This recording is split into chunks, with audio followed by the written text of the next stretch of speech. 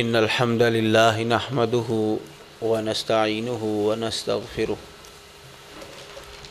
ونعوذ بالله من شرور أنفسنا ومن سيئات أعمالنا من يهده الله فلا مضل له ومن يضلل فلا هادي له وأشهد أن لا إله إلا الله وحده لا شريك له وأشهد أن محمدا عبده ورسوله اعوذ باللہ السمیع العلیم من الشیطان الرجیم من ہمزہ ونفخہ ونفثہ بسم اللہ الرحمن الرحیم وَلَقَدْ أَرْسَلْنَا نُوحًا وَإِبْرَاهِيمَ وَجَعَلْنَا فِي ذُرِّيَّتِهِمَا النُّبُوَّةَ وَالْكِتَابَ فَمِنْهُمْ مُهْتَدٍ وَكَثِيرٌ مِّنْهُمْ فَاسِقُونَ رب اشرح لي صدري ويسر لي امري واحلل عقدة من لساني يفقهوا قولي رب زدني علما وزدني فهما سبحانك لا علم لنا الا ما علمتنا انك انت العليم الحكيم۔ گفتگو سے پہلے دو سوال وہ واضح کرنا چاہتا ہوں۔ ایک تو سوال آج ہی صبح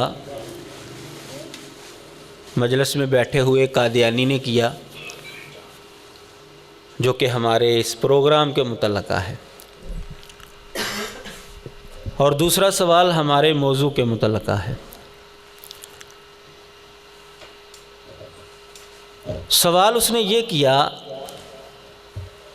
کہ تو آج جا رہا ہے گجرانوالہ میں ہمارے خلاف تقریر کرنے کے لیے، کیا مقصد ہے اس کا؟ جس علاقے میں تو جا رہا ہے وہاں پر تو شاید ہی کوئی قادیانی ہو، کیوں وہاں پر جا کر تم تقریر کرنا چاہتے ہو؟ کیوں وہاں کے لوگوں نے جلسہ رکھا ہے، پروگرام رکھا ہے؟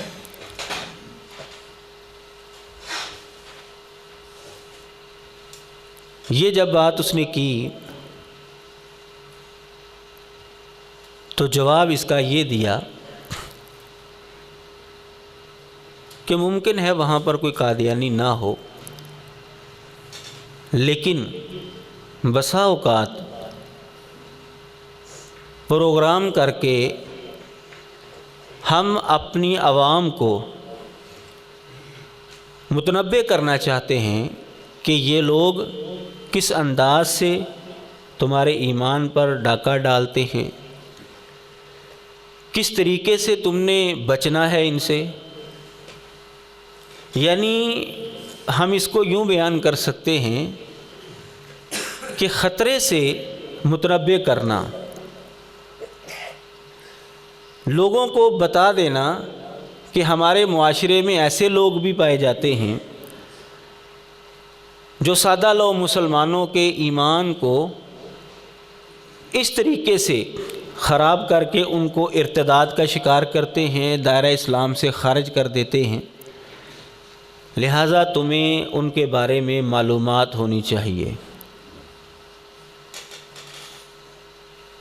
اس کے ساتھ آپ یہ بھی بات ملا سکتے ہیں کہ اسکول اور کالجوں کے اندر کئی ایسے مضامین پڑھائے جاتے ہیں جو صرف معلومات کی حد تک ہوتے ہیں، عملی زندگی کے اندر طالب علم کو ان کا کوئی فائدہ نہیں ہوتا، کیونکہ اس نے کسی اور شعبے کے اندر کام کرنا ہوتا ہے، شعبہ اس کا کوئی اور ہوتا ہے، لیکن صرف معلومات کے لیے۔ تو ہم یہ پروگرام اس لیے کرتے ہیں تاکہ لوگوں کے اندر شعور بیدار رہے، کوئی یہ نہ سمجھے کہ یہ خاموش ہو کر بیٹھ گئے ہیں، قادیانیوں کو آپ نے کافر قرار دے دیا ہے اب وہ ٹھنڈے ہو کر بیٹھ گئے، ایسا نہیں ہے، وہ اندر کھاتے کام کر رہے ہیں اپنا۔ صبح تو بھرپور اس نے کوشش کی، نہیں جی ہم تو اب کوئی کام نہیں کرتے، ہم تو کوئی تبلیغ نہیں کرتے، لیکن ایسا نہیں ہے، بالکل یہ تبلیغ کرتے ہیں اور اندر کھاتے بڑے لوگوں کو یہ مرتد کرنے کی کوشش کرتے ہیں۔ اگر نہیں بھی ہے یہاں پر کوئی قادیانی تو ہمارے معاشرے کے اندر تو پائے جاتے ہیں، کسی جگہ پر ان سے ملاقات ہو سکتی ہے، پتہ چل جائے تو بندہ اپنے آپ کو بچا سکتا ہے، وہاں پہ رہنے والے لوگوں کو بچا سکتا ہے، اس لیے ہم یہ پروگرام کرتے ہیں۔ جی بفرض محال بات کی تھی نا اس سے، نہ بھی ہوں تو پھر تو بہت اچھی بات ہے کہ اس لیے ہم پروگرام کرتے ہیں کہ ان تک حق کا پیغام پہنچائیں، پھر تو جواب سیدھا سیدھا سا ہے۔ اگر نہ بھی ہوں تو پھر یہ جواب ہوگا ہمارا۔ دوسرا سوال ہمارے موضوع کے متعلقہ ہے کہ مرزا غلام قادیانی، اس کے حالات زندگی پڑھ کے، ان کو سن کر ایسے پتہ چلتا ہے کہ وہ تو ایک بالکل گھٹیا درجے کا آدمی تھا، تو مسلمان کیسے اس کو معیار نبوت کے اوپر پرکھتے ہیں؟ نبی جو ہے وہ تو انسانوں میں سے سب سے اعلیٰ ترین انسان ہوتا ہے، تو اس معیار کے اوپر تم پیش کر رہے ہو مرزا قادیانی کو، پرکھو گے کہ نبی کا یہ معیار ہے، مرزا قادیانی یہ ہے، یہ کیوں تم کرتے ہو ایسا؟ اس کا کیا مقابلہ ہے نبی کے ساتھ؟ اس کا تو ایک عام امتی کے ساتھ مقابلہ نہیں ہو سکتا، تو نبی کے ساتھ اس کا کیسا مقابلہ تم کرو گے؟ جواب اس کا یہ ہے کہ جب تک اسلام معاشرے کے اندر غالب تھا، اسلامی حکومت قائم تھی، حدود اللہ کا نفاذ تھا، اس وقت تک تو ہمیں اس طرح کے کاموں کی کوئی ضرورت نہیں تھی، کیونکہ نبی علیہ الصلاۃ والسلام کے بعد جو بھی نبوت کا نئے سرے سے دعوے دار اٹھے گا وہ کذاب اور دجال ہوگا، وہ واجب القتل ہوگا، اس کے اوپر تو وہ سزا لاگو ہو جائے گی، ارتداد کی بات ختم، وہاں پر تو کوئی معاملہ ہی پیش نہیں آئے گا۔ لیکن اب چونکہ دنیا کے حالات بدل چکے ہیں، مسلمان پاور میں نہیں ہیں کہ وہ حدود اللہ کا نفاذ کر سکیں، جمہوریت کا دور ہے، مسلمان جب حدود اللہ کے نفاذ کی بات کرتے ہیں تو ان کے خلاف ساری دنیا اٹھ کھڑی ہوتی ہے۔ یہ ہم کہہ سکتے ہیں کہ اب ہم مجبور ہیں دلائل کی زبان میں بات کرنے کے اوپر، اس لیے یہ ہماری مجبوری ہے کہ چونکہ لوگ اس کو نبی مانتے ہیں، اس لیے ان لوگوں کو سمجھانے کے لیے ہم بتاتے ہیں کہ بھائی نبی اس طرح کا نہیں ہوتا، نبی تو اس طرح کا ہوتا ہے جو معیار قرآن کے اندر آئے ہیں، جو احادیث کے اندر آئے ہیں، ان میں سے کون سا معیار اس کے اندر پایا جاتا ہے؟ اگر اسلامی حکومت ہوتی، اسلامی نظام ہوتا تو اس کی واقعی ضرورت نہیں پڑنی تھی۔ جھوٹے دعوے دار سے اس کی سچائی کے دلائل پوچھنا یہ تو بالکل غلط ہے، فتویٰ یہی ہے پرانے علماء کا، لیکن یہ اس زمانے کا جب حدود اللہ کا نفاذ تھا۔ اب یہ ہماری مجبوری ہے کہ ہم یہ تقابل کر کے لوگوں کو بتاتے ہیں کہ یہ بندہ جھوٹا تھا، اس کے جال کے اندر نہ آنا، تم اپنے ایمان سے ہاتھ دھو بیٹھو گے۔ تو حالات کی وجہ سے ہم ایسا کرتے ہیں۔ تو ہم آتے ہیں اپنے موضوع کی طرف۔ موضوع ہے معیار نبوت اور مرزا قادیانی۔ کیا مرزا قادیانی نبوت کے معیار پر پورا اترتا ہے کیونکہ لوگ اس کو نبی مانتے ہیں؟ قرآن مجید کی آیت کریمہ جو میں نے آپ کے سامنے پڑھی ہے، سورۃ الحدید کی آیت ہے، اس میں اللہ تبارک و تعالیٰ نے یہ بات بیان کی ہے کہ ہم نے نوح اور ابراہیم کو نبی بنا کر بھیجا ہے اور ان دونوں کی اولاد کے اندر ہم نے نبوت کو رکھا ہے۔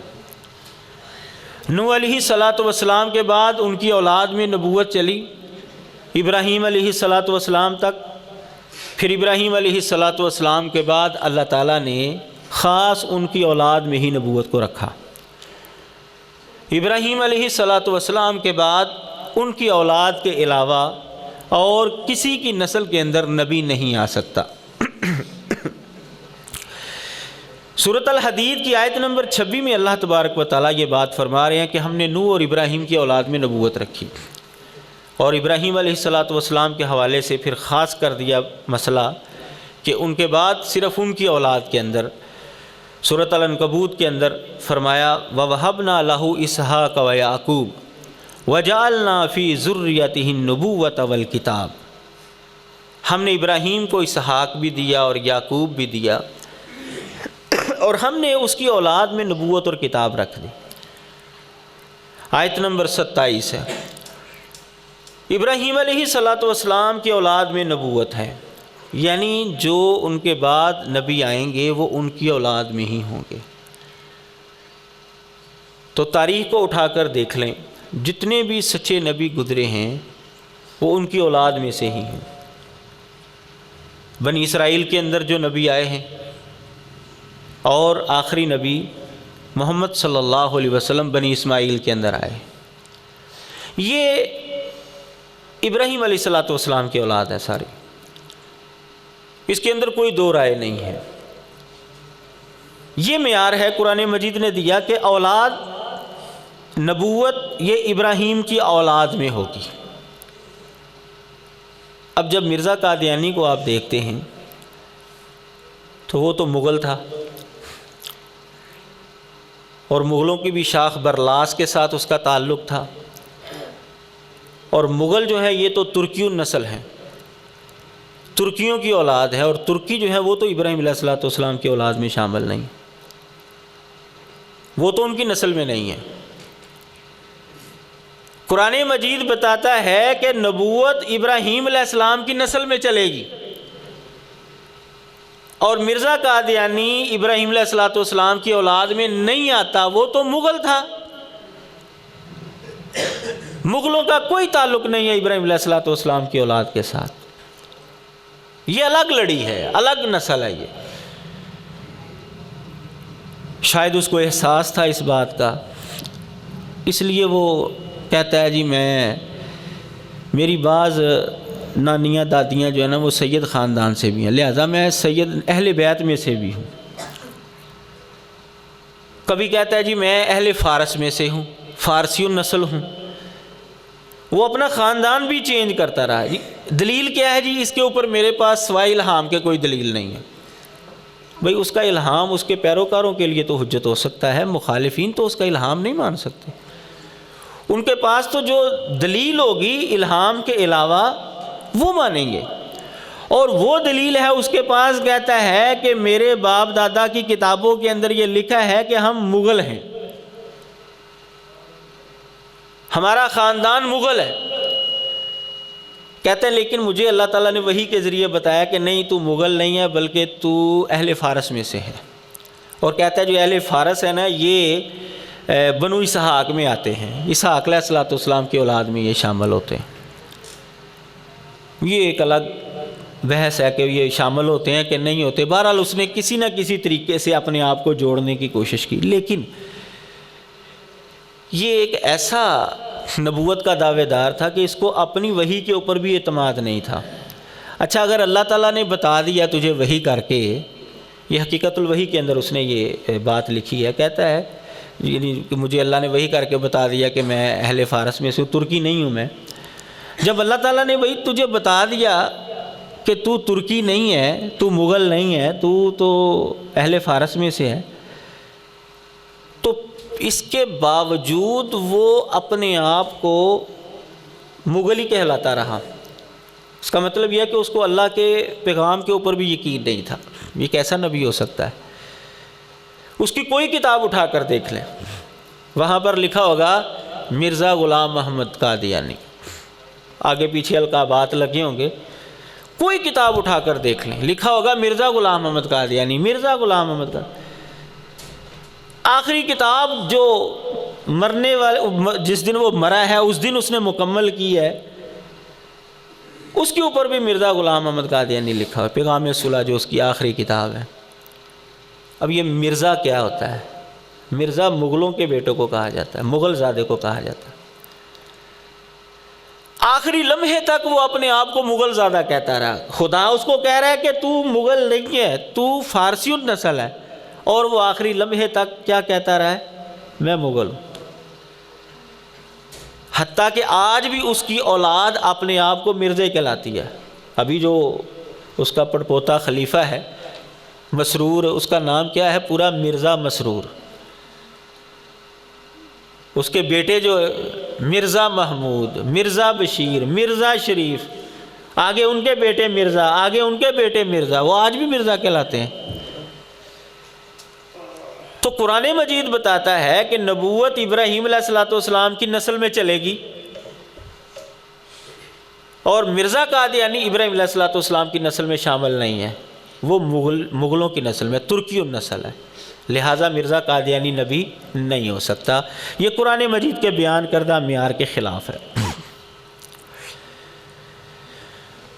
دوسرا معیار قرآن مجید سے جو ہمیں ملتا ہے وہ ابراہیم علیہ السلام کا تذکرہ کرتے ہوئے اللہ تعالیٰ نے بیان کیا سورۃ البقرہ کے اندر، وَإِذِ ابْتَلَىٰ إِبْرَاهِيمَ رَبُّهُ بِكَلِمَاتٍ فَأَتَمَّهُنَّ قَالَ إِنِّي جَاعِلُكَ لِلنَّاسِ إِمَامًا۔ ابراہیم علیہ السلام کی آزمائش کی اللہ تعالیٰ نے چند باتوں کے ساتھ، انہوں نے وہ باتیں پوری کر دکھائیں۔ اللہ تعالیٰ نے فرمایا کہ میں تجھے لوگوں کا امام بنانے والا ہوں۔ ابراہیم علیہ السلام نے عرض کی وَمِن ذُرِّيَّتِي، میری اولاد میں سے بھی۔ اللہ تعالیٰ نے فرمایا لا ینال عہد الظالمین، میرا عہد ظالموں کے لیے نہیں ہے، تیری اولاد سے بھی امام ہوں گے، لیکن جو تیری اولاد میں سے ظالم ہوں گے ان کے لیے یہ عہد نہیں ہے۔ اور وہ عہد کون سا ہے امام بنانے کا؟ وہ سورۃ العنکبوت کی آیت جو آپ کے سامنے پڑھی ہے، وَجَعَلْنَا فِي ذُرِّيَّتِهِ النُّبُوَّةَ وَالْكِتَابَ، کہ ہم نے اس کی ذریت میں نبوت اور کتاب رکھی۔ یہ اللہ تعالیٰ نے وہ وعدہ بھی بیان کر دیا کہ اس کی اولاد میں ہم نے نبوت اور کتاب رکھ دی۔ اولاد ابراہیم علیہ السلام کی اولاد میں ہوگی، نبوت ابراہیم علیہ السلام کی اولاد میں ہوگی، اور ان کی اولاد میں سے جو ظالم ہوں گے وہ نبی بننے کے قابل نہیں ہوں گے، وہ امام بننے کے قابل نہیں ہوں گے، ان کے لیے حد نہیں ہے۔ اب یہ ظالم جو ہے قرآن مجید کی اصطلاح میں مشرک کو بھی کہا جاتا ہے۔ کسی کے اوپر زیادتی کر لیں یہ بھی ظلم کی ایک شکل ہے، شرک کرنے والا یہ بھی آدمی ظالم ہے۔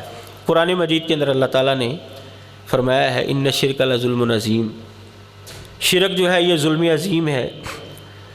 دوسرے مقام پر فرمایا الذین آمنوا ولم یلبسوا ایمانہم بظلم اولئک لہم الامن، کہ وہ لوگ جو ایمان لائے اور اپنے ایمان کو ظلم کے ساتھ انہوں نے خلط ملط نہیں کیا، ان کے لیے امن ہے۔ نبی علیہ السلام نے اس کی تفسیر یہ کی کہ یہاں پر ظلم سے مراد جو ہے وہ شرک ہے۔ تو مشرک جو ہے وہ ظالم ہوتا ہے، لہٰذا مشرک کو نبوت نہیں مل سکتی، کیونکہ اللہ فرماتے ہیں کہ میرا یہ عہد ظالموں کے لیے نہیں ہے۔ بنی اسرائیل نے جب بچڑے کی پوجا کی تو موسیٰ علیہ السلام نے ان کو فرمایا تھا یا قوم انکم ظلمتم انفسکم باتخاذکم العجل، اے میری قوم تم نے اپنے اوپر ظلم کیا ہے اس وجہ سے کہ تم نے بچڑے کو پکڑا ہے معبود، اس کی عبادت کیا تم نے، شرک کیا تم نے، تو شرک کی وجہ سے تم ظالم بن گئے ہو۔ اللہ تعالیٰ نے ایسے ہی لوگوں کے متعلق، انہی لوگوں کے متعلق فرمایا اتخذوہ وکانوا ظالمین، انہوں نے بچڑے کو خدا بنا لیا اور وہ ظالم تھے۔ یعنی جو مشرک ہوتا ہے وہ ظالم بھی ہوتا ہے، تو جو ظالم ہوگا اس کے لیے نبوت نہیں ہے۔ یہ سورۃ بقرہ کے اندر اللہ نے فرمایا لا ینال عہد الظالمین۔ جب ہم نے یہ سمجھ لیا کہ یہ نبوت کا معیار ہے کہ نبوت کبھی مشرک کو نہیں ملے گی، اب ہم اس کو مرزا قادیانی کے اوپر اپلائی کرتے ہیں، وہاں پر اس کو دیکھتے ہیں کیا اس کے اندر کوئی ظلم کی شکل تو نہیں پائی جاتی تھی۔ جب ہم نے دیکھا اس کو تو اس نے خود اقرار کیا کہ اس کے اندر ظلم کی اور شرک کی شکل پائی جاتی تھی۔ مرزا قادیانی تقریباً 50 سال تک، اپنی زندگی کے ابتدائی 50 سال تک تقریباً جو ہے وہ حیات مسیح کا قائل رہا ہے۔ وہ مانتا تھا کہ عیسیٰ علیہ السلام زندہ ہے۔ 1890 جولائی کے مہینے میں اس کی تحریریں ملتی ہیں، خط ملتے ہیں نجی مجلس کے اندر، اس نے وفات مسیح کا اعلان کرنا شروع کر دیا تھا۔ باقاعدہ طور پر 1891 جنوری کے اندر اس نے اعلان کیا کہ عیسیٰ علیہ السلام فوت ہو گئے ہیں اور میں ان کی جگہ پر آیا، مجھے اللہ تعالیٰ نے مسیح بنایا۔ یعنی 1890 سے پہلے تک مرزا قادیانی مسلمانوں والا عقیدہ ہی رکھتا تھا کہ عیسیٰ علیہ الصلوۃ والسلام زندہ ہیں،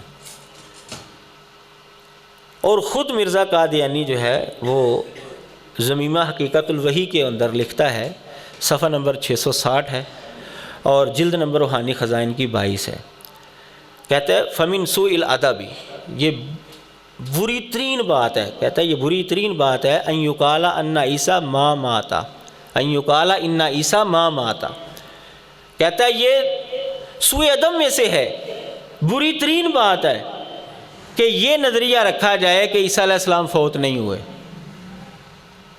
ان کو زندہ ماننا یہ بری ترین چیز بات ہے، بری بات ہے۔ اور آگے کہتا ہے وَإِنْ هُوَ إِلَّا شِرْكٌ عَظِيمٌ، عیسیٰ علیہ الصلوۃ والسلام کو زندہ ماننا یہ شرک عظیم ہے، بہت بڑا شرک ہے۔ مرزا قادیانی دعوے سے پہلے تک عیسیٰ علیہ السلام کو زندہ مانتا تھا، بعد میں اس نے آ کر بتایا کہ جو زندہ مانتا ہے اس کے اندر شرک پایا جاتا ہے، تو مرزا قادیانی کے اندر پھر شرک پایا گیا نا، کیونکہ وہ تو حیات مسیح کا قائل تھا پہلے۔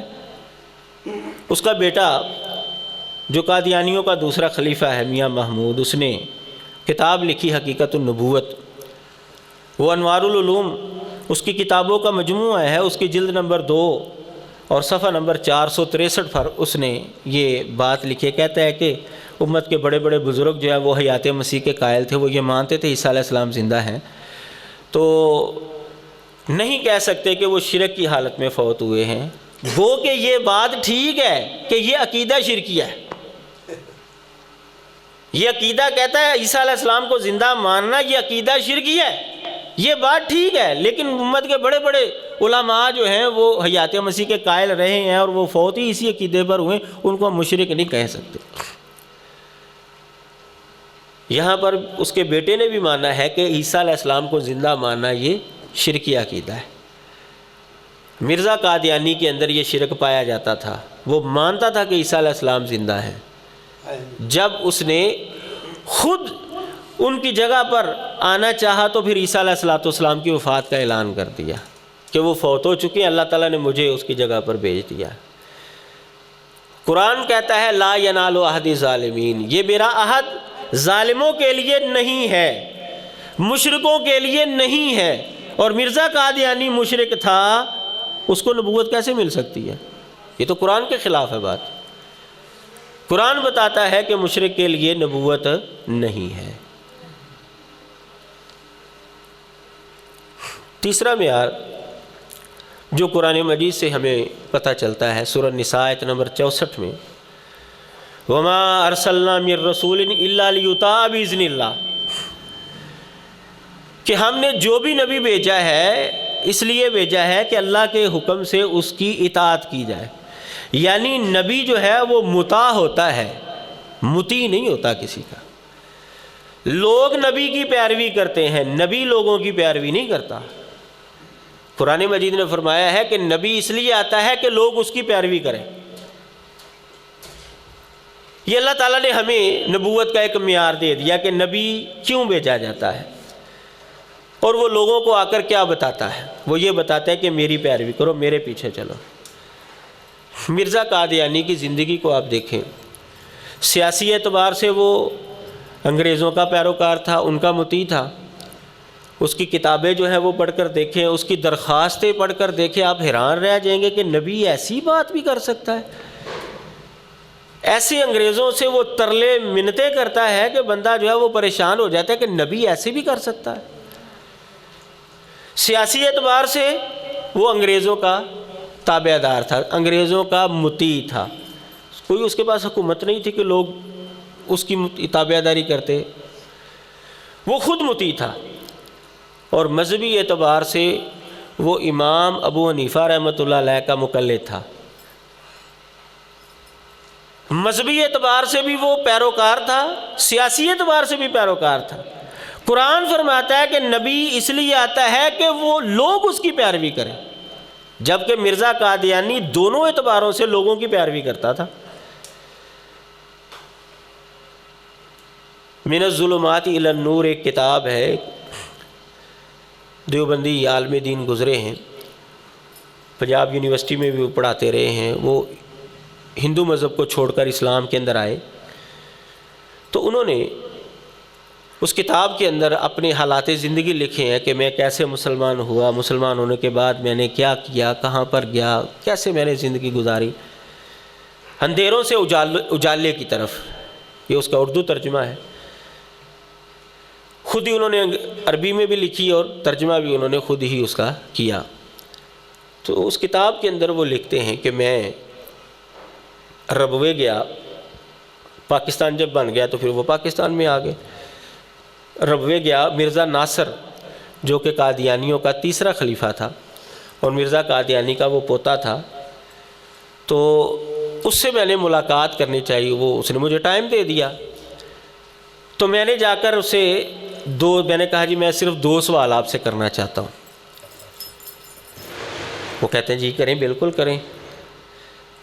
کہتا ہے پہلا سوال یہ ہے کہ میں نے جو اسلام قبول کیا ہے نا، اس کی وجہ یہ ہے کہ مجھے خواب میں نبی علیہ الصلوۃ والسلام کی زیارت ہوئی تھی، انہوں نے مجھے آ کر کہا تھا کہ تو اسلام قبول کر لے، تو میں نے تو ان کی وجہ سے اسلام قبول کیا۔ اگر آپ کا مذہب درست ہے، سچا ہے، تو نبی علیہ الصلوۃ والسلام نے آ کر مجھے یہ کیوں نہیں بتایا خواب کے اندر کہ تو نے جب اسلام قبول کرنا ہے تو اس کے بعد تو نے احمدیت کو بھی قبول کرنا ہے، کیونکہ سچائی ان کے پاس ہے۔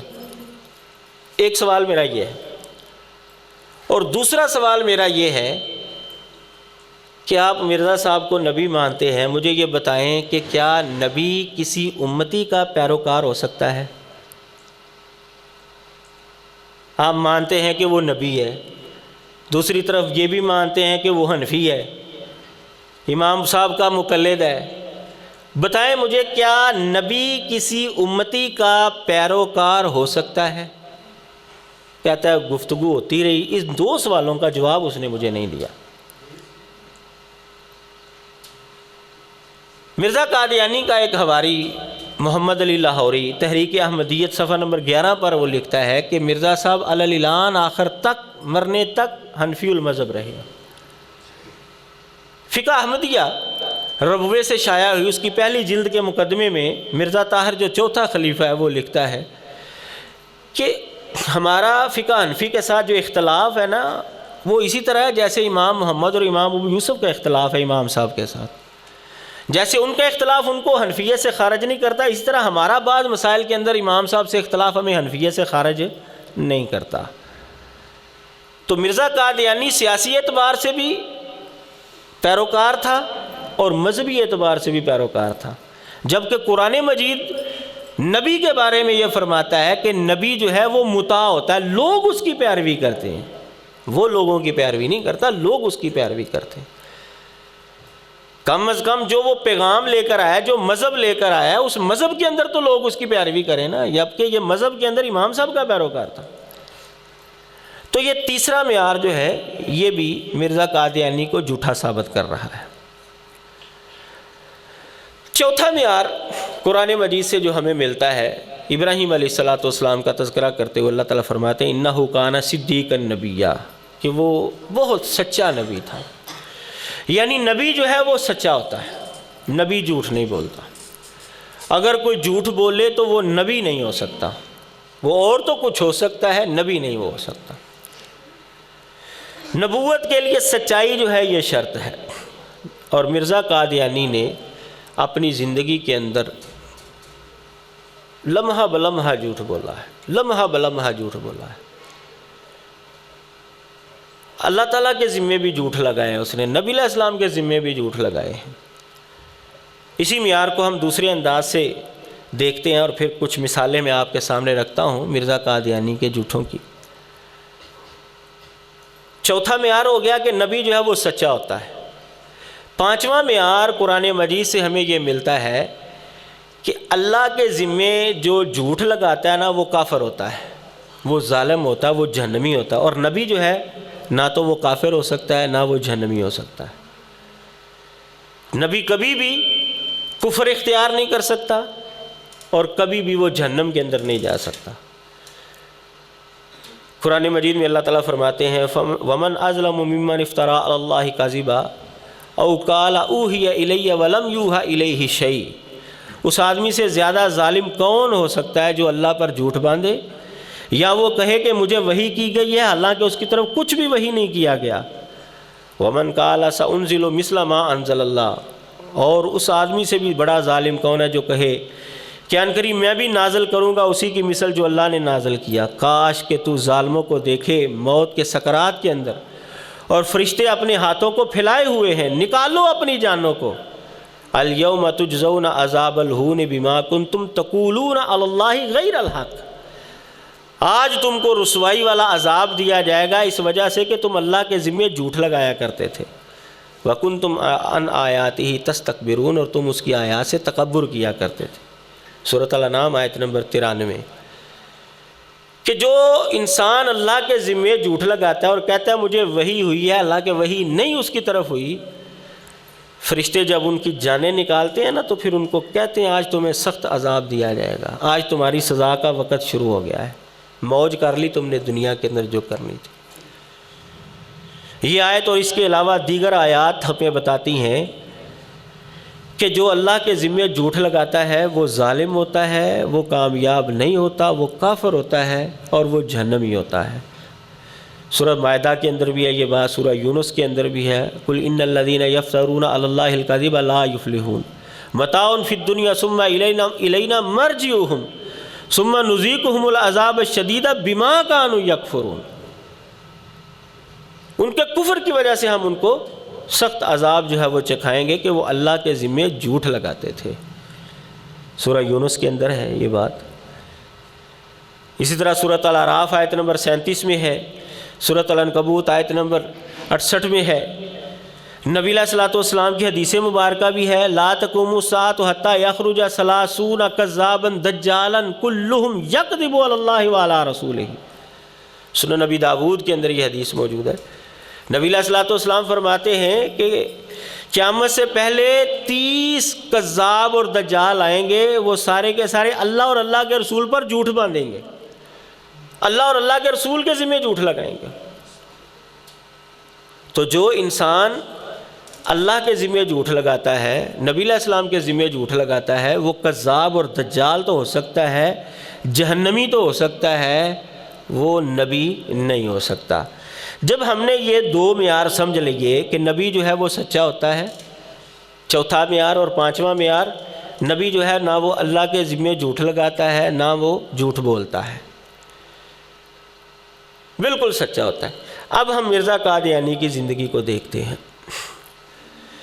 مرزا قادیانی نے 1891 میں جب یہ دعویٰ کیا کہ عیسیٰ علیہ السلام فوت ہو گئے ہیں اور اللہ تعالیٰ نے مجھے ان کی جگہ پر مسیح موعود بنا کر بھیجا ہے، کہتا ہے کہ میں نے یہ عقیدہ اس لیے چینج کیا کہ اللہ تعالیٰ نے مجھے الہام کیا تھا، اللہ تعالیٰ نے مجھے بتایا کہ وہ فوت ہو گئے، تو آیا ہے۔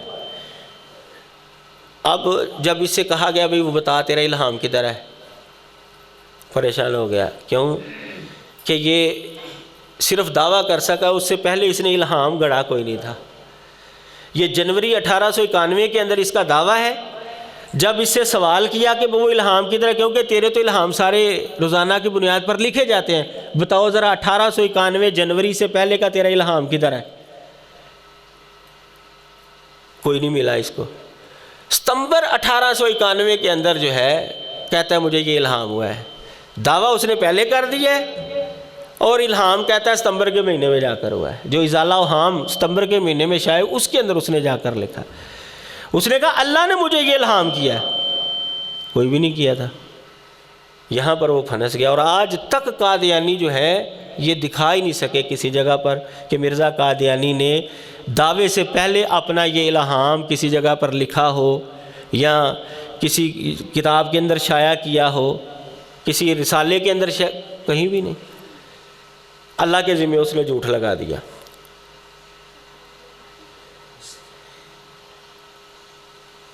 مرزا قادیانی کہتا ہے اللہ تعالیٰ نے مجھے الہام کیا ہے کہ تیری عمر جو ہے نا وہ 80 سال سے 4-6 سال کم یا 4-6 سال زیادہ ہوگی۔ یہ براہین احمدی ایسا پنجم کے اندر اس نے یہ بات لکھی ہے، یعنی 74 اور 86 کے درمیان اس کی عمر ہوگی، کم از کم 74 اور زیادہ سے زیادہ 86 سال۔ اب مرزا قادیانی کی زندگی کو دیکھیں، یہ پیدا ہوا ہے، خود اس نے لکھا ہے میں 1839 یا 40 میں پیدا ہوا، 1840 سے لگا لے صاحب سیدھا ہو جائے گا، اور یہ مرا ہے 1908 کے اندر۔ کتنی عمر ہوگی اس کی؟ 68 سال۔ چلیں جی، وہ کہتے ہیں جی چاند کے حساب سے لگا لیں، 36 سال کے بعد 1 سال کا فرق پڑتا ہے، چلو جی 2 سال اور ڈالو، کتنے ہو گئے؟ 70۔ تو کیا کہا تھا اس نے کہ اللہ نے مجھے کیا الہام کیا ہے؟ 74 86۔ مرا کب ہے؟ 70 سال کی عمر میں، چاند کے حساب سے اگر لگائیں گے تو اللہ کے ذمہ جھوٹ ہو گیا نا۔ اور قرآن کہتا ہے جو اللہ کے ذمہ جھوٹ لگاتا ہے وہ جہنمی ہے، وہ کافر ہے۔ جو کہتا ہے میری طرف وحی کی گئی حالانکہ وحی نہیں کی گئی، وہ کذاب ہے، وہ دجال ہے، وہ نبی کیسے ہو سکتا ہے؟ مرزا قادیانی نے یہ کہا، عبداللہ اتھم کا تذکرہ کر رہے تھے حکیم صاحب، 15 دن جب مناظرہ ہوا، 15 دن کے بعد جو ہے نا اس نے یہ کہہ کر جان چھڑائی کہ مجھے الہام ہو گیا رات کو، اللہ تعالیٰ نے مجھے بتا دیا کہ جو ایک عاجز بندے کو خدا بنا رہا ہے نا، وہ 1 دن کے بدلے میں 1 مہینہ یعنی 15 مہینے کے اندر جو ہے نا وہ حاویہ کے اندر گرایا جائے گا، 15 مہینے کے اندر وہ مر جائے گا۔ یہ مجھے اللہ نے الہام کیا۔ جنگ مقدس اس کی یہ مناظرے کے اوپر یہ کتاب ہے، اس کے آخر میں جا کر جو ہے یہ سارا الہام اس نے لکھا ہوا ہے۔ 15 مہینے جی ساری دنیا جو انتظار کر رہی ہے جی، 15 مہینے کے اندر دیکھتے ہیں عبداللہ اتھم مرتا ہے کہ نہیں مرتا، کیا بنتا ہے کیا نہیں۔ آخری دن تک مرزا قادیانی جو ہے وہ ورد وظیفے کرتا رہا، سیرت المہدی کے اندر ہے کہ کسی طریقے سے جناب عبداللہ اتھم مر جائے، لیکن 15 مہینے گزر گئے، عبداللہ اتھم نہیں مرا۔ اللہ اکبر۔ عیسائیوں نے وہ توا لگایا مرزا قادیانی کا، وہ توا لگایا کہ کئی قادیانی جو ہیں وہ مرزائیت چھوڑ کر عیسائی ہو گئے۔ یہ مرزا قادیانی نے خود اقرار کیا اس چیز کا۔ اور عبداللہ اتھم جہاں پر بھی جاتا تھا عیسائی اس کو کندھوں پر بٹھا کر جو ہے نا وہ ڈھول بجاتے تھے، اور وہ تو ظاہر ہے وہ تو کہتے ہیں ہم نے مسلمانوں کو شکست دی ہے، عیسائی تو یہ کہتے تھے، ان کو تو نہیں اس سے فرق پڑتا کہ مسلمان اس کو کافر مانتے ہیں، وہ تو کہتے ہیں ہم نے اسلام کو شکست دی ہے۔ اب اگر یہ اللہ کا الہام ہوتا تو عبداللہ اتھم کو تو 15 مہینوں کے اندر مر جانا چاہیے تھا، وہ نہیں مرا۔ اس کی پیشین گوئیاں جو کہتا ہے جی اللہ کی طرف سے ہوئی ہیں، دیکھ لیں، محمدی بیگم کے بارے میں کہتا تھا میری اس کے ساتھ شادی ہوگی، کوئی نہیں ہوئی۔ اس کا خامد مر جائے گا، کوئی نہیں مرا۔ بیوہ ہو کر آ جائے گی میرے نکاح میں، کوئی نہیں آئی۔ کہتا ہے اللہ تعالیٰ نے میرا نکاح پڑھا دیا اس کے ساتھ، وہ لے گیا سلطان محمد، اس کے ساتھ شادی ہو گئی اس کی۔ یہ اللہ کے ذمہ جھوٹ لگا رہا ہے یہ بندہ۔ کہتا ہے جی میرے گھر میں بیٹا پیدا ہوگا، حمل ہو گیا، میری بیوی کو بیٹا پیدا ہوگا، وہ بیٹی پیدا ہو گئی۔ کہتا ہے بیٹا پیدا ہوگا، بیٹی پیدا ہو گئی۔ وہ اللہ تعالیٰ نے بتایا، کہتا ہے مجھے الہام جو ہوتا ہے، پیشین گوئی جو ہوتی ہے، وہ نبی جب کرتا ہے تو وہ اللہ کی طرف سے کرتا ہے۔ اچھا چلو اب بیٹی پیدا ہوگا، اگلے الہام میں بیٹا پیدا ہو جائے گا، اور وہ عمر گزارے گا اور وہ یہ کام کرے گا، بڑے اس نے نا فضائل اور مناقب بیان کیے۔ لو جی اگلی دفعہ بیٹا پیدا ہو گیا اور وہ فوت ہو گیا، فوت ہو گیا وہ۔ لو جی بیٹا پیدا ہوگا، ضرور ہوگا، باز نہیں آیا پھر بھی۔ اچھا اس کے بعد اس کے گھر میں کوئی اولاد ہی نہیں ہوئی، بات ہی ختم ہو گئی، مرزا ہی مر گیا۔ جب مرزا مر گیا اولاد کہاں سے ہوگی؟ اگر یہ خدا کی طرف سے باتیں ہوتی تو وہی ہو جاتا، وہ زندگی والا بیٹا ہوتا، اور جو اس نے کارنامے بتائے اس کے وہ کر لیتا، نہیں۔ کہتا ہے اللہ تعالیٰ نے یہ فیصلہ کر چھوڑا، کہتا ہے اللہ نے مجھے بتایا ہے کہ میں نے یہ فیصلہ کر دیا ہے کہ آئندہ لیکھ رام جیسے، عبداللہ اتھم جیسے، پادری فنڈل جیسے، عماد الدین جیسے پیدا ہی نہیں کروں گا۔ یہ مرزا قادیانی کے الہامات کا مجموعہ تذکرہ، اس کے اندر اس نے یہ بات لکھی ہے، کہتا ہے کہ خدا کہتا ہے کہ میں نے یہ فیصلہ کر دیا ہے کہ میں ان جیسے لوگ پیدا ہی نہیں کروں گا۔ یہ کون تھے؟ یہ گستاخ رسول تھے۔ عبداللہ اتھم ہو گیا، لیکھ رام ہو گیا، یہ پنڈت لیکھ رام آریہ سماج کا تھا، بڑی گستاخی کرتا تھا، بکواس کرتا. پادری فانڈر جو تھا، پادری عماد الدین، کہتا ہے اللہ نے فیصلہ کر دیا کہ میں ان جیسے پیدا ہی نہیں کروں گا. اچھا، ہم اپنی زندگی میں دیکھ رہے ہیں مرزا قادیانی کا یہ بھی جھوٹ ہے. کیوں جی؟ فرانس والوں نے نبی علیہ السلام کی گستاخی کی کہ نہیں کی؟ نبی علیہ السلام کے خاکے شائع کیے کہ نہیں؟ وہ لوگ گستاخی کرتے تھے تو وہ محدود حلقے تک رہتی تھی. موجودہ دور کے اندر جب گستاخی کی جاتی ہے تو پوری دنیا کے اندر شور مچ جاتا ہے. اس کا مطلب یہ ہے کہ آج کے گستاخ جو ہے وہ پہلوں سے بھی بڑے ہیں. وہ کہتا ہے، خدا کہتا ہے میں نے ان جیسے پیدا ہی نہیں کرنے، یعنی کوئی بھی گستاخ رسول بعد میں پیدا نہیں ہوگا، لیکن گستاخ رسول تو آج تک پیدا ہو رہے ہیں اور بڑے سے بڑا پیدا ہو رہا ہے. اس کا مطلب یہ ہے کہ مرزا قادیانی نے یہ بھی خدا کے ذمے جو ہے جھوٹ لگایا ہے.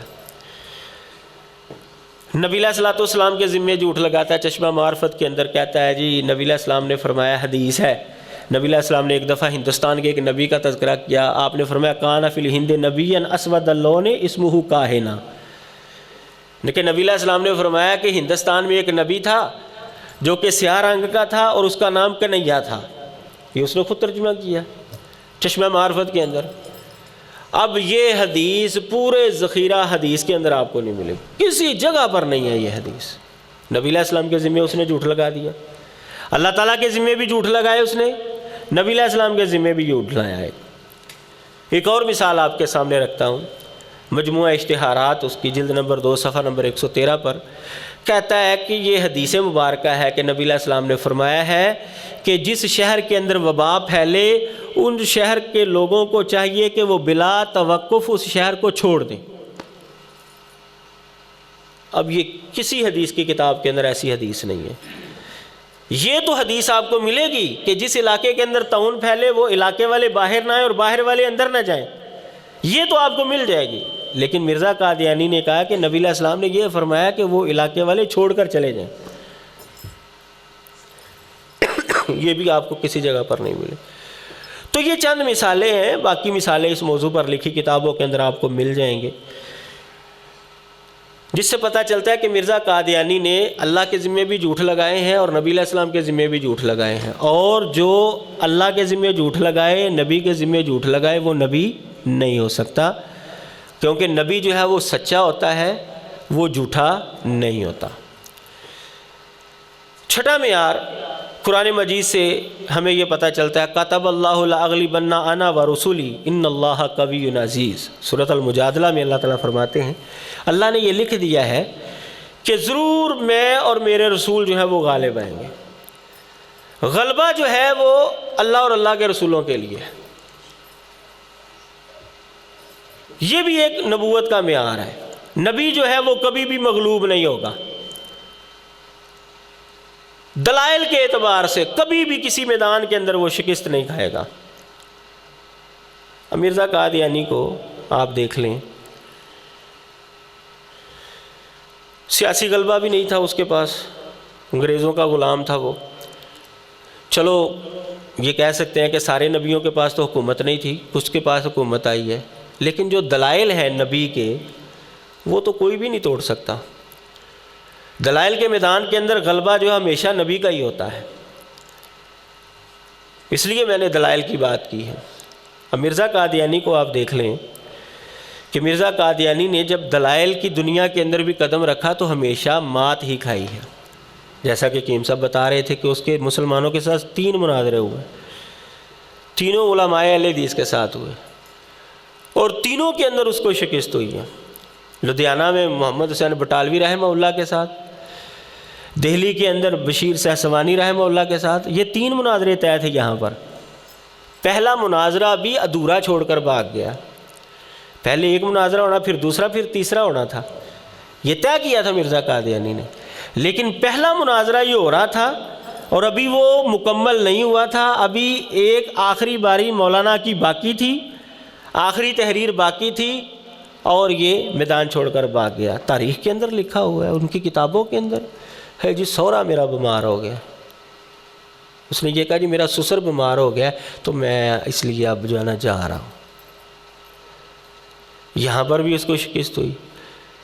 مولانا عبدالحکیم کلانوری کے ساتھ جو مناظرہ ہوا لاہور میں، اس کے اندر باقاعدہ لکھ کر دیا اس نے کہ نبی کا لفظ کاٹا ہوا سمجھا جائے، محدث کا معنی جو میں نے نبی کیا وہ کاٹا ہوا سمجھا جائے۔ اگر یہ نبی ہوتا تو شکست کیسے کھا لیتا؟ قرآن تو کہتا ہے کہ نبی جو ہے وہ تو غالب آئیں گے، غلبہ جو ہے وہ تو نبیوں کے پاس ہے۔ عبداللہ اتھم کے ساتھ جو مناظرہ ہوا عیسائی کے ساتھ، وہاں پر بھی فتح نہیں ہوئی اس کو، 15 دن کے بعد الہام کر کے جو ہے جان چھڑائی ہے۔ پھر اس کی امت کو آپ لے لیں، بہاولپور کے اندر مقدمہ ہوا پاکستان بننے سے پہلے، وہاں پر ان کو شکست ہوئی، اور ایک مسلم خاتون جو ہے اس کے حق میں فیصلہ ہوا کہ اس کا خامد قادیانی ہو چکا ہے، لہذا ان کا نکاح فسخ ہو چکا ہے۔ کتنے سال تک جو ہے یہ چلتا رہا یہ مقدمہ، آخرکار مسلمانوں کے حق میں فیصلہ ہوا۔ پاکستان کے اندر آ جائیں، 1974 کے اندر باقاعدہ 11 دن تک جو ہے وہ بحث ہوئی ہے دلائل کے ذریعے، وہ کتاب 5 جلدوں میں چھپ گئی ہے، وہ ساری گفتگو جو ہے اسمبلی کی کارروائی پڑھا جا سکتا ہے، آپ اس کو دیکھ سکتے ہیں کہ کیسے دلائل پیش کیے گئے۔ وہاں پر ان کو شکست فاش ہوئی، دلائل کے اعتبار سے نہیں یہ کامیاب ہو سکے۔ آج تجربہ کر کے دیکھ لیں، کسی بھی قادیانی سے آپ کہیں ہم نے مرزا قادیانی کے نبی ہونے پر گفتگو کرنی ہے کہ وہ سچا نبی ہے یا جھوٹا نبی ہے، کبھی بھی آپ سے گفتگو نہیں کرے گا۔ نہیں حیات عیسیٰ پر گفتگو کریں گے، پہلے حیات عیسیٰ پر گفتگو کریں گے، پھر ہم اس کے بعد وہاں پر جائیں۔ بھئی اگر وہ سچا نبی ہے تو گفتگو کرو۔ ہمیں جب غیر مسلم کہتے ہیں تو ہم تو موضوع یہ رکھتے ہیں نبی علیہ السلام کے سچے نبی ہیں کہ یہ جھوٹے، آؤ ثابت کرو، ہمارے ساتھ گفتگو کرو۔ ہم تمہاری بائبل سے دکھاتے ہیں کہ نبی علیہ السلام سچے نبی ہیں۔ ملحدین کے ساتھ گفتگو ہوئی میری، میں نے اسے یہی کہا کہ نبی علیہ السلام کی سچائی پر بات کرو، ہم نے تو خدا مانا ہے اس لیے کہ ہمیں تو نبی علیہ السلام نے بتایا، اور وہ دنیا کے سچے ترین انسان ہیں، تم ان کو جھوٹا ثابت کر دو، سارا مسئلہ ہی ختم ہو جائے گا، آ جاؤ گفتگو کرو۔ اور جب آپ کسی قادیانی سے آج تجربہ کر کے دیکھ لیں، اس کو کہ مرزے کو سچا نبی ثابت کرو، میں ثابت کرتا ہوں کہ وہ جھوٹا نبی ہے، آ جاؤ گفتگو کریں، نہیں کرے گا۔ تجربہ کر کے دیکھ لیں۔ اس کا مطلب یہ ہے کہ ان کے پاس نہ سیاسی غلبہ ہے نہ دلائل کا غلبہ ہے، اور قرآن کہتا ہے کہ رسول جو ہے وہ تو غالب ہوں گے۔ اس کا مطلب یہ ہے کہ مرزا قادیانی رسول اور نبی نہیں تھا۔ نبی علیہ السلام کے حوالے سے قرآن فرماتا ہے 7واں معیار یہ ہے، وَلَن تَرْضَىٰ عَنْكَ الْيَهُودُ وَلَا النَّصَارَىٰ حَتَّىٰ تَتَّبِعَ مِلَّتَهُمْ، آپ سے یہودی اور عیسائی راضی نہیں ہوں گے ہرگز حتیٰ کہ آپ ان کے مذہب کی پیروی کریں۔ یہ اللہ تعالیٰ نے ایک معیار دیا ہے کہ یہودی اور عیسائی جو ہے وہ نبی سے راضی نہیں ہو سکتے، کیوں کہ نبی نے تعلیم جو دی ہے وہ یہودیت اور عیسائیت کے خلاف ہے۔ اب دنیا کے اندر آپ یہ اعلان کریں کہ ہم نے اسلام نافذ کرنا ہے پاکستان کے اندر، یہاں پر قرآن اور حدیث کو نافذ کرنا ہے، یہاں پر حدود اللہ کا نفاذ کیا جائے گا، دنیا آپ کے خلاف اٹھ کھڑی ہوگی۔ محمد صلی اللہ علیہ وسلم کی تعلیم کو وہ نافذ کرنے کے لیے تیار ہی نہیں ہوں گے، آپ کو اجازت ہی نہیں دیں گے۔ لیکن اگر ان کو کہا جائے کہ مرزا قادیانی اور احمدیت اور مرزائیت یہ آپ کے ہاں آ کر تبلیغ کرنا چاہتے ہیں، تو اسرائیل والے بھی ان کو اڈا دے دیں گے، آؤ جی، یہودی بھی ان سے خوش ہیں، عیسائی بھی ان سے خوش ہیں، سارے ان سے خوش ہیں۔ قرآن کہہ رہا ہے کہ یہودی اور عیسائی آپ سے خوش نہیں ہو سکتے۔ اگر مرزا قادیانی سچا ہے، اس کی تعلیم وہی ہے جو محمد صلی اللہ علیہ وسلم کی ہے، تو غیر مسلم اس سے خوش کیوں ہیں؟ یہودی اس سے خوش کیوں ہے؟ عیسائی اس سے خوش کیوں؟ اس کی تعلیم سے خوش کیوں؟ حالانکہ وہ عیسیٰ علیہ السلام کو گالیاں دیتا ہے، عیسائی پھر بھی اس سے خوش ہیں۔ اور قرآن مجید اور محمد صلی اللہ علیہ وسلم تو عیسیٰ علیہ السلام کا احترام کرتے ہیں، عیسائی پھر بھی ان سے ناراض ہیں، ان کی تعلیم سے پھر بھی ناراض ہیں۔ وجہ کیا ہے کہ مرزا سچا نبی نہیں ہے، وہ جھوٹا نبی ہے، محمد صلی اللہ علیہ وسلم سچے نبی ہیں، اور سچے نبی سے یہودی اور عیسائی خوش نہیں ہو سکتے، اس کی تعلیم سے خوش نہیں ہو سکتے۔ یہ قرآن میں لکھا ہوا ہے، وَلَن تَرْضَىٰ عَنْكَ الْيَهُودُ وَلَا النَّصَارَىٰ حَتَّىٰ تَتَّبِعَ مِلَّتَهُمْ۔ قادیانی کو فٹافٹ مل جاتا ہے نا جی وہ ویزا، آپ داڑھی رکھ کر جائیں کبھی بھی نہیں آپ کو ویزا دیں گے، بلکہ بسا ہوگا تو نام جو ہے وہ مجاہدوں والا ہو نا، اسامہ نام ہوگا، پھر بھی نہیں دیں گے آپ کو۔ حافظ سعید نام ہو تو شاید پھر بھی آپ کو نہ دیں ویزا، لیکن اگر آپ یہ بتائیں کہ وہ لکھا ہوگا نا یہ احمدیت قادیانیت ہے اس کا مذہب، پھر فٹافٹ دیتے ہیں، وہ خوش ہیں بھائی ان سے۔